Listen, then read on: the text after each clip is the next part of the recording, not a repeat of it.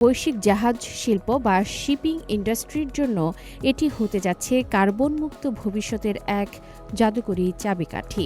পরিবেশ রক্ষায় বিশ্বজুড়ে যখন কার্বন নিঃসরণ কমানোর লড়াই চলছে, ঠিক এরকম এক সময়ে আনুষ্ঠানিকভাবে বৃহৎ আকারের বায়োমিথানল প্রকল্প চালু করল চীন।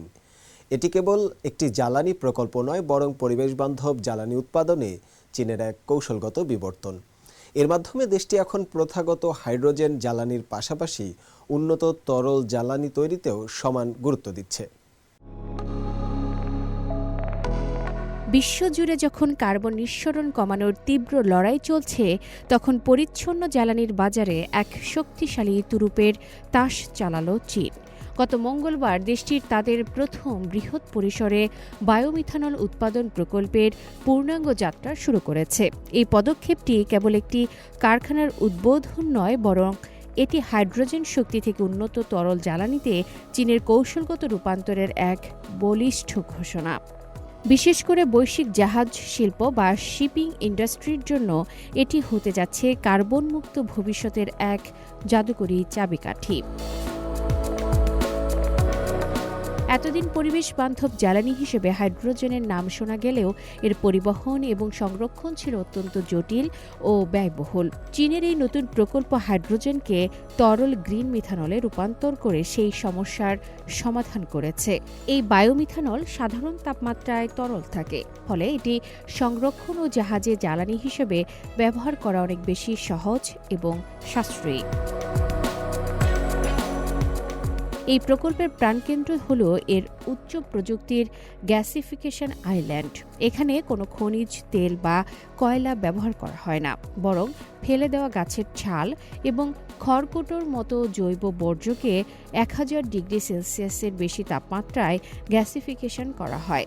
এই প্রক্রিয়ায় উৎপন্ন কার্বন মনোক্সাইড এবং হাইড্রোজেন সংশ্লেষণ করে তৈরি হয় 99.9% বিশুদ্ধ মিথানল। আশ্চর্যের বিষয় হলো, এই প্রক্রিয়ায় পরিবেশ দূষণের সুযোগ নেই বললেই চলে। কারখানার সুপার ভ্যাকুয়াম ক্লিনার ধূলিকণার 99% আটকে দেয় এবং অবশিষ্ট বর্জ্য সিমেন্ট তৈরি কাঁচামাল হিসেবে ব্যবহৃত হয়, যা জিরো ওয়েস্ট বা শূন্য বর্জ্যনীতির এক অনন্য উদাহরণ। প্রকল্পটির প্রাথমিক পর্যায়ে বার্ষিক 50,000 টন গ্রিন মিথানল উৎপাদনের লক্ষ্যমাত্রা নির্ধারণ করা হয়েছে। উৎপাদিত এই বায়োমিথানল মূলত জাহাজের জ্বালানি হিসেবে ব্যবহৃত হবে, তবে এর বাইরেও ওষুধ শিল্প এবং রাসায়নিক শিল্প এটি কাঁচামাল হিসেবে ব্যাপক ভূমিকা রাখবে। দক্ষিণ চীনের চানচিয়াং বন্দরে গড়ে তোলা হয়েছে এক বিশাল সাপ্লাই চেইন ইকোসিস্টেম। এখানে 30,000 ঘনমিটার ধারণ ক্ষমতার বিশাল স্টোরেজ ট্যাঙ্ক এবং আধুনিক বার্থ স্থাপন করা হয়েছে। এর ফলে বায়োমিথানল উৎপাদন থেকে শুরু করে জাহাজে লোডিং পর্যন্ত পুরো প্রক্রিয়াটি মাত্র 1 ঘন্টার মধ্যে সম্পন্ন করা সম্ভব। এর মাধ্যমে হংকং বা সিঙ্গাপুরের মতো আন্তর্জাতিক বন্দরগুলোতে সেম ডে ডেলিভারি বা একই দিনে জ্বালানি সরবরাহ নিশ্চিত করা যাবে।